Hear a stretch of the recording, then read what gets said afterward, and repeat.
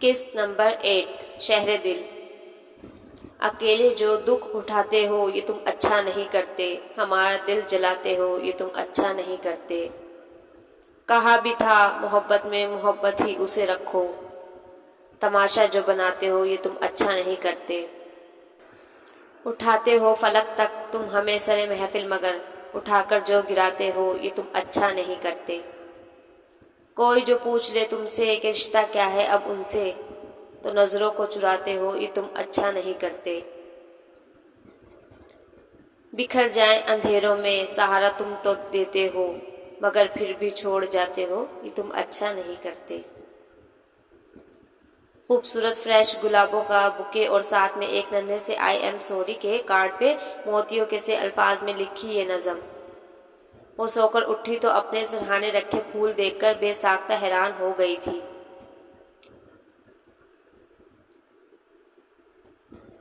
Card پڑھنے کے بعد یہ اضطراب کچھ اور بھی بڑھ گیا۔ تبھی دروازہ ناک ہوا اور فضا اس کے لیے ٹرے میں ناشتہ سجائے چلی آئی۔ السلام علیکم، صبح بخیر زندگی۔ وہ اسے دیکھ کر خوش دلی سے مسکرائی۔ ایمان نے بے رخی سے چہرہ پھیر لیا۔ ابھی تک خفا ہو؟ وہ آگے بڑھی اور اس کے گلے میں بازو حمائل کر دیے۔ مجھ سے بات مت کرو۔ سوری کر تو چکی ہوں یار۔ وہ بسوری۔ مجھے تمہاری ایکسکیوز کی ضرورت نہیں، مگر یہ پھول تو سنبھالے بیٹھی ہو۔ فضا نے اس کی گود میں دھرے بکے کو انگلی سے ٹھوکا۔ ایمان چونک گئی۔ یہ تم نے رکھا تھا تو اور کون رکھ کے گیا ہے؟ تو ٹھیک ہے واپس لے جاؤ۔ ایمان کی بے اعتنائی نقطۂ عروج پہ جا پہنچی اور فضا ایک دم سنجیدہ ہو گئی۔ ایمان تم ابھی بھی سمجھتی ہو کہ تم ٹھیک ہو؟ میں کوئی نہیں ہوتی تمہارے معاملات میں انٹرفیئر کرنے والی۔ ایمان کی آنکھیں لبالب بھر گئی۔ فضا نے تڑپ کر اسے گلے سے لگا لیا۔ بہت بے وقوف ہو سویٹ ہارٹ، مجھے غصہ اس وجہ سے نہیں آیا تھا، مجھے تمہارے لہجے کی حقارت پہ خوف محسوس ہوا تھا ایمی۔ میری عاقب سے کسی قسم کی کوئی جذباتی وابستگی نہیں ہے، تم بہت غلط سمجھی تھی، مجھے تمہارے لہجے کا غرور اچھا نہیں لگا تھا۔ تم جانتی ہو نا کسی کو حقیر سمجھنا کتنی غلط بات ہے، برتر و اعلیٰ صرف رب پاک کی ذات ہے، ہمیں کوئی حق نہیں کہ ہم درجہ بندی کرتے پھریں۔ ماما نے ساری زندگی پاپا کے رشتوں کو حقیر جانا تھا، آج وقت کی گردش نے انہیں انہی کے در پہ لا پٹکا ہے۔ کیا یہ ماما کے غرور کی سزا نہیں ہے؟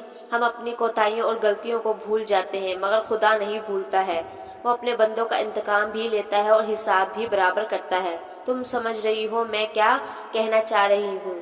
اس نے تسلسل سے بولتے ہوئے رک کر اسے دیکھا تھا۔ ایمان نے آہستگی سے سر ہلا دیا۔ گڈ، اب مجھے معاف کر دیا ہے نا؟ ہاں۔ اس نے ایک بار پھر سر کو اس بات میں ہلایا تو فضا بے اختیار مطمئن ہو کر مسکرا دی، جبکہ ایمان آہستگی سے پلنگ سے اٹھ کر منہ ہاتھ دھونے کے ارادے سے کمرے میں چلی گئی۔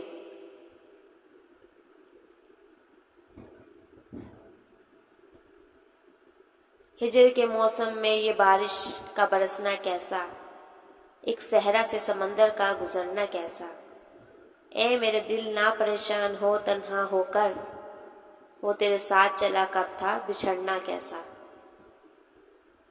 لوگ تو کہتے ہیں گلشن کی تباہی دیکھو، میں تو ایک ویران سا جنگل تھا اجڑنا کیسا۔ دیکھنے میں تو کوئی درد نہیں دکھ بھی نہیں، پھر یہ آنکھوں میں یوں اشکوں کا ابھرنا کیسا۔ بے وفا کہنے کی جرات بھی کبھی نہ کرنا، اس نے اقرار کیا کب تھا مکرنا کیسا۔ اس کے ایگزام کا آغاز ہوا تو ہر روز کالج جانا مسئلہ ٹھہرا۔ تاؤ جی نے محض اس کی خاطر بیٹوں کو ایمرجنسی میں گاڑی خریدنے کا آرڈر کیا۔ اب کیسے کتنی مشکلیں پیسوں کا ارینج ہوا، یہ ان کا مسئلہ تھا۔ بہرحال جس دن اس نے کالج جانا تھا اس دن تک گاڑی کے کاغذات تک بھی تیار کرا لیے گئے تھے۔ وہ اگر چاہتی تو اس بات سے بھی اپنی اہمیت اور خاصیت کا اندازہ کر سکتی تھی، مگر اسے تو گویا کسی بات سے غرض ہی نہ تھی۔ تاؤ جی نے اس کے پک اینڈ ڈراپ کی ذمہ داری ولید کو سونپی۔ اس کی مجال تھی کہ انکار کرتا، مگر یہاں بھی ایمان کی انا آڑے آ گئی۔ ولید کے ساتھ جانے سے انکار کرتے ہوئے اس نے ایک لمحے کو بھی فضا کی گھورتی خفا ہوتی نگاہوں کا خیال نہ کیا۔ میں عاقب بھائی کے ساتھ چلی جایا کروں گی نا تاؤ جی؟ ہاں بیٹا، وہ اصل میں عاقب کی کمپنی بالکل مخالف سمت، مگر چلو ٹھیک ہے، جیسے ہماری بیٹی کی مرضی، ہمیں کیا اعتراض ہو سکتا ہے۔ عاقب کل سے تم بہن کو ساتھ لے کر جاؤ گے، واپسی پر لینے آنا۔ تاؤ جی نے معاملہ منٹوں میں سلجھا لیا تھا۔ فضا کا دل ایک دم بوجھل ہو گیا۔ اس سے ولید کی سمت نہیں دیکھا گیا۔ وہ جانتی تھی وہ بہت سیلف کنٹرول بندہ، مگر پھر بھی بہرحال اسے ایمان کا یوں منہ بھر کر انکار اچھا نہیں لگا تھا۔ اوفو، اتنا منہ کیوں لٹکا لیا ہے؟ جتنی بھی بے نیاز اور مغرور سہی، آپ کی ڈیئر سسٹر ایک بار ہاتھ تو لگنے دیں، دیکھیے گا سارے کسبل نکال کے رکھ دیں گے۔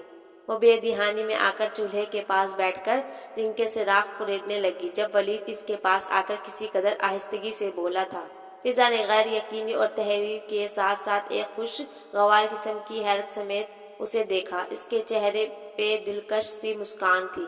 وہ بے ساختہ کھلکھلا اٹھی۔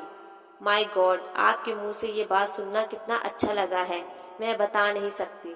ریئلی، مجھے تو اپنا آپ مجرم لگ رہا تھا آپ کی یاسیت کو محسوس کر کے۔ وہ ہنسنے لگا۔ فضا نے روشن ہستی آنکھوں سے اسے دیکھا۔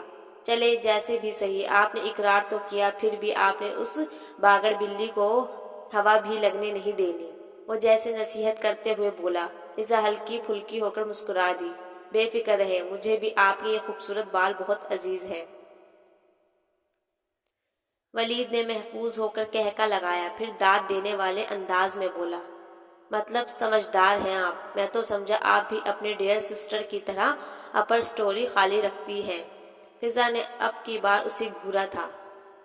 میں مائنڈ بھی کر سکتی ہوں ولی بھائی، مگر میں نے تمہیں تو نہیں کہا۔ وہ مزے سے کاندھے اچکا کر بولا تو فضا نے ایک اور گھوری ڈالی۔ وہ میری بہن ہے تو، مگر تم سے یکسر مختلف، خالی خلی حسن کس کام کا؟ ذہانت، قابلیت اور ڈگریوں کا ڈھیر ہے نا آپ کے پاس۔ ہارنے والوں میں سے وہ بھی نہیں تھی۔ ولید نے پہلے اسے گھورا، پھر ہنسنے لگا۔ فضا کو اس کا یہ فریش سا آسودہ سا چہرہ بے حد اچھا لگا تھا۔ وہ کچھ دیر یوں ہی اسے دیکھتی رہی۔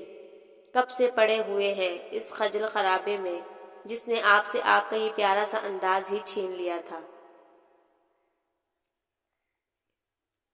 اچھا لگ رہا ہوں نا؟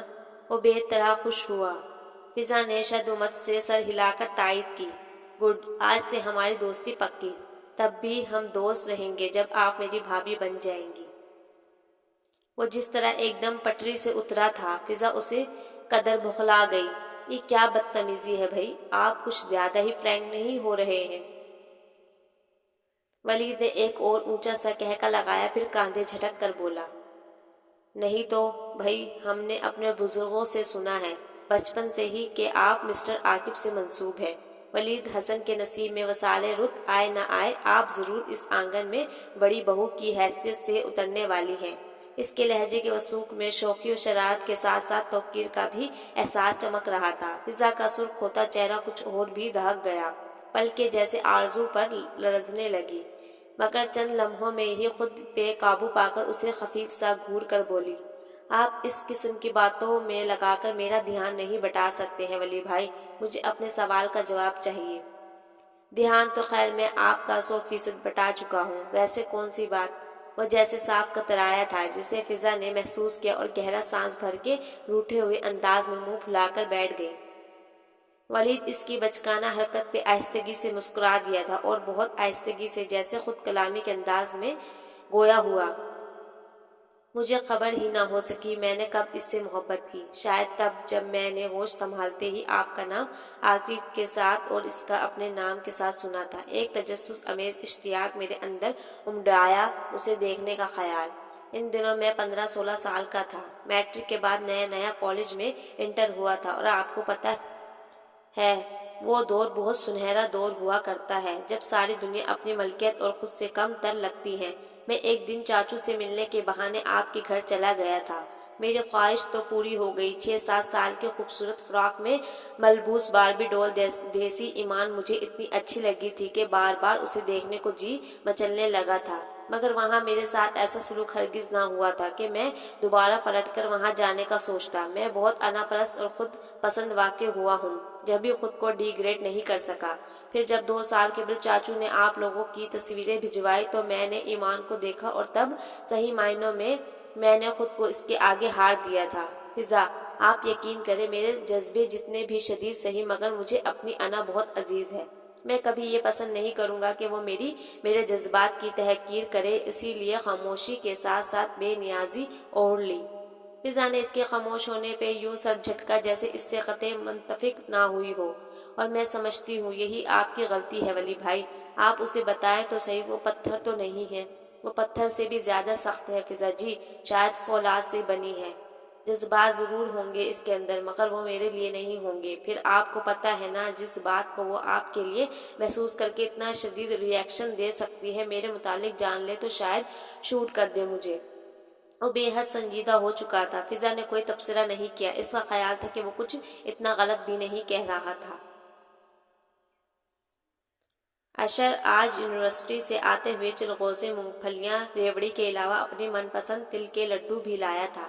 اس کا ارادہ آج موج مستی کا تھا۔ جبھی پہلے گھر کے پچھواڑے کھلے کچن احاطے میں، جس کے گرد تاؤ جی نے 4 دیواری کی چھوڑی تھی، آگ کا الاؤ روشن کیا، پھر بڑے اہتمام سے 5 کرسیاں اس کے اطراف سیٹ کی، ایک چھوٹی سی ٹیبل پہ یہ کھانے کی تمام چیزیں رکھی، خود چائے بنا کر تھرموس میں بھری اور ٹرے میں کپ سجا کر انہیں بھی ٹیبل پہ رکھ آیا۔ اب آپ لوگ بھی اٹھ جاؤ۔ اس نے ٹی وی کے آگے کسی ٹاک شوق میں مگن آنکھیں فضا اور ولید کو باری باری ہاتھ پکڑ کر کھینچا۔ مگر کیوں؟ سب سے زیادہ اختلاف ولید کو ہوا تھا۔ وہ ابھی اٹھ کر اسٹڈی کا ارادہ باندھ رہا تھا۔ افق، اس پار جہاں زمین و آسمان ایک دوسرے سے مل جاتے ہیں، زمین و آسمان کے ملاپ کا مطلب سمجھتے ہیں نا؟ اس کا لہجہ انداز دونوں ہی معنی خیز تھا۔ فضا نے چونک کر دیکھا، جبکہ ولید نے گھور کر عاقب ہنسنے لگا۔ سمجھتے ہیں نا جناب، یہ بتاؤ تم نے ولید کو آسمان کہا ہے یا زمین؟ میں اگر کچھ کہوں گا تو چھوٹا منہ بڑی بات ہو جائے گی، سمجھنے والے نادان تھوڑا ہی ہے۔ وہ خوبصورت مسکان کے ساتھ کن اکھیوں سے ولید کو دیکھ کر بس سطور اس کا ہاتھ پکڑے ساتھ گھسیٹ رہا تھا۔ ولید نے سنجیدہ مگر سرد نگاہ اس پہ ڈال کر گویا اسے حد میں رہنے کی تائید کی، مگر وہ بسور اٹھا تھا۔ پلیز ولی بھائی، ہر وقت میرے ٹیچر نہ بنا کرے، اس وقت میرا موڈ اچھا ہے، اپنے بہت قیمتی وقت میں سے تھوڑا سا اس مسکین کو بھی دے دے نا، ساری عمر دعائیں دے گا۔ اس کے انداز میں ایسی لجاجت تھی کہ ولید گہرا سانس بھر کے جیسے بے بس ہو گیا۔ پلیز تشریف کے ٹوکرے رکھیے، میں ذرا ایک اور پہاڑ سر کر آؤں تاکہ کورم مکمل ہو۔ وہ دانت نکالتا واپس بھاگ گیا۔ فضا تو جیسے ماحول کے سحر میں گم ہو گئی تھی۔ تاریک سرد رات، آسمان پہ کہیں کہیں ستارہ تھا، چاند سرے سے غائب، ایسے میں کھلے آسمان تلے جلتی آگ کے گرد اپنی من پسند شخصیت کی قربت کو محسوس کرنا بے حد خوبصورت احساس تھا۔ محترم کے ارادے خطرناک لگتے ہیں۔ عاقب چیئر سنبھال کر بیٹھ گیا۔ فضا نے جواب میں کچھ نہیں کہا۔ جب سے ولید نے وہ انکشاف کیا تھا وہ فطری طور پر اس سے ہچکچا رہی تھی۔ اس وقت بھی خاموشی سے لفافوں میں سے چیزیں پلیٹوں میں منتقل کرتی رہی۔ آپ بہت خاموش ہیں، خیریت؟ عاقب نے کچھ اچنبھے میں گھر کر اسے دیکھا تھا۔ ولید عاقب کے برابر چیئر سنبھالتے ہوئے خواہ مخواہ کھنکارا، مگر عاقب کا سارا دھیان فضا کی جانب تھا۔ وہ پہلے تو کبھی ایسی چپ نہیں رہی تھی۔ یہ تشویش فطری تھی۔ Any problem? وہ اب کے کچھ بے چینی سے گویا ہوا تو ولید کی ہنسی چھوٹ گئی۔ نو پرابلم، بس آغائیوں کی زد پہ ہے، ولید نے کسی قدر شرارت سے کہا تو فضا نے بے اختیار مگر دھمکی آمیز انداز میں اسے گھورا۔ خبردار جو مزید کچھ بولے آپ، ابھی تو اٹھ کے چلی جاؤں گی ورنہ۔ ہائے ہائے، یہ غضب مت کیجیے، چراغوں میں روشنی نہیں رہے گی۔ مسکراہٹ ہونٹوں میں دبائے وہ مسلسل اسے زج کرنے کے موڈ میں تھا۔ آپ اپنے چراغوں کی روشنیوں کی خیر منائیے، موصوف ابھی پہاڑ سر کر کے لوٹے نہیں ہیں۔ وہ سخت چڑھ کر بولی۔ ولید اس کی جھنجھلاہٹ پہ اور بھی زور سے ہنس پڑا۔ ہماری بات مت کیجیے، ہم صابروں کے قبیلے میں سے ہیں، تو آپ باز نہیں آئیں گے؟ فضا نے آنکھیں نکالی۔ نہ ہماری مجال، یہ لیں، ہونٹوں پر انگلی بھی رکھ لی۔ وہ سہمنے کی اداکاری کرنے لگا۔ عاقب دلچسپی سے ان کا مکالمہ سن رہا تھا، پھر کچھ کیے بغیر ذرا سا آگے جھک کر ٹی پاٹ سے چائے کپ میں نکالنے لگا۔ ویسے سر، آپ کی خام خیالی ہے کہ موصوف کچھ جانتے نہیں ہیں۔ گھننے ہیں پورے، ہماری گفتگو کے ایک ایک حرف سے آگاہ تھے کہ ہم کون سی ٹون میں کس کے حوالے سے بات کر رہے تھے۔ وہ خاموش رہ جائے، یہ تو اب ناممکن تھا۔ فضا نے چونک کر اسے دیکھا، پھر شدید خفت کے عالم میں اسے ایک گھونسا دے مارا تھا۔ وہ خامخواہ بلبلانے لگا، مائی گاڈ، ریسلر تو نہیں رہی آپ کسی دور میں؟ مجھے تو عاقب کی ہڈیوں پسلیوں کی فکر لاحق ہو گئی ہے۔ فضا کوئی جواب دینا چاہ رہی تھی، مگر اشر کے ساتھ ایمان کو آتے دیکھ کر اسی سمت متوجہ ہو گئی۔ دن میں نہائی تھی محترمہ، مگر آنے سے اس وجہ سے انکاری تھی کہ سردی لگ رہی ہے۔ اسی لیے تو کہتا ہوں کھایا پیا کریں، ماڑی جان کے 100 سیاپے ہوتے ہیں۔ بیٹھے یہاں۔ اشر نے اسے جو کرسی پیش کی تھی وہ ولید کے برابر تھی۔ اس نے داستاں اس کی کرسی کو چھوڑا اور جا کے فضا کے ساتھ والی کرسی پہ بیٹھ گئی۔ اب وہ ولید کے بالکل مد مقابل تھی، درمیان میں آگ روشن تھی، نارنجی شعلوں کا رقص جاری تھا اور ان کی تپش اس کے ہوش ربا چہرے کو کچھ اور بھی حسین تر بنا کر دکھا رہی تھی۔ ولید کی نگاہ اپنے اختیار سے باہر ہونے لگی۔ آپ سب کو اندازہ تو ہو گیا ہوگا ہم یہاں وقت کو یادگار بنانے کے لیے اکٹھے ہوئے ہیں۔ آغاز اشر حسن شاہ کریں گے، پھر حسب توفیق سب کو اپنا ذوق اشکار کرنا پڑے گا، اور یہی اس محفل میں بیٹھنے کی شرط ہے۔ وہ چند ثانیوں کو خاموش ہوا، پھر گلا کھنکار کر بڑے درد مند سے انداز میں شروع ہوا تھا۔ نظروں سے نظریں ملائے تو برا مان گئے، ہم نے آنکھوں سے کیا اشارہ تو برا مان گئے، محبتوں کا اظہار اپنوں نے بھی کیا تھا، حال دل ہم نے سنایا تو برا مان گئے۔ ہر بات مسکرانا عادت تھی ان کی، ہم نے ذرا سا ہنسایا تو برا مان گئے۔ ہمیں آزمانے کی بات کرتے تھے وہ اکثر، جب ہم نے آزمایا تو برا مان گئے۔ پیار میں بے وفائی نہ کرنا اکثر وہ کہا کرتے تھے، اس بات کو ہم نے دہرایا تو برا مان گئے۔ یار، اسے برا ماننے کے سوا بھی کچھ آتا تھا؟ لعنت بھیج ایسی لڑکی پہ۔ عاقب کی طرف سے مفت مشورہ حاضر ہوا۔ اشر نے فرما برداری سے سر ہلایا، پھر چلغوزوں کی پلیٹ سے مٹھی بھر کے اپنی شرٹ کی جیب میں منتقل کی اور تل کے لڈو اٹھا کر کھانے لگا۔ سبھی کچھ نہ کچھ کھا رہے تھے، سوائے ایمان کے، جو بند مٹھی تھوڑی پہ ٹکائے شال لپیٹے آگ کے بھڑکتے ہوئے شعلوں پہ نگاہ جمائے ہوئے تھی، اور اس کی غفلت سے فائدہ اٹھاتے ولید اسے حفظ کر رہا تھا۔ چائے کا مگ اس کے ہاتھ میں پکڑا ٹھنڈا ہو گیا تھا، وہ گویا جیسے اسے دیکھتا ہوا پورے ماحول سے کٹ چکا تھا۔ ولی بھائی، آپ کچھ سنائیے نا۔